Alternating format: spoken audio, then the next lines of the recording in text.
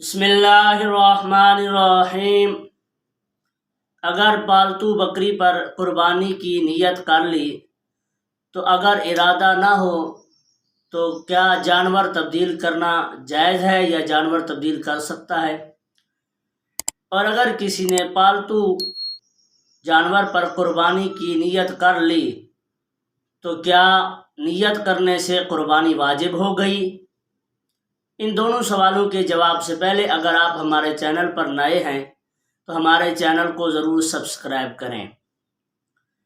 بندے دو قسم کے ہیں، ایک وہ ہے جس پر قربانی واجب ہے، ایک وہ ہے جس پر قربانی واجب نہیں ہے۔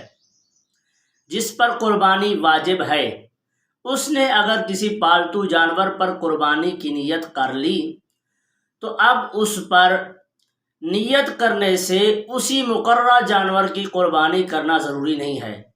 اس پر چونکہ پہلے سے قربانی واجب ہے، چاہے وہ اسی جانور کو جس پر نیت کی ہے قربان کرے یا کسی اور جانور کی قربانی کرنا چاہے وہ کر سکتا ہے، چونکہ اس پر قربانی واجب ہے۔ ہاں، یہ شرط ضرور ہے، یہ بہتر یہ ہے کہ دوسرا جو جانور تبدیل کر رہا ہے وہ جانور پہلے جانور سے بہتر ہونا چاہیے۔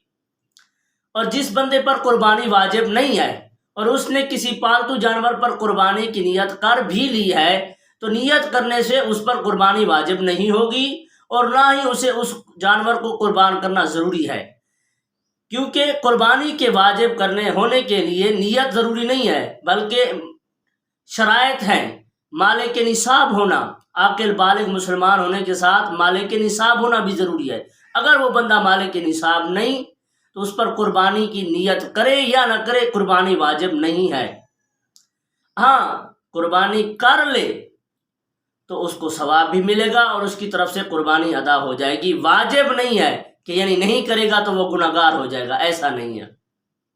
اور دوسرا بندہ جس نے بکری اپنی کو مختص کر لیا کہ میں اس کی قربانی کروں گا، نیت کر لی، تو نیت کرنے سے اس پر قربانی واجب نہیں ہوگی، کیونکہ قربانی نیت کرنے سے واجب نہیں ہوتی ہے۔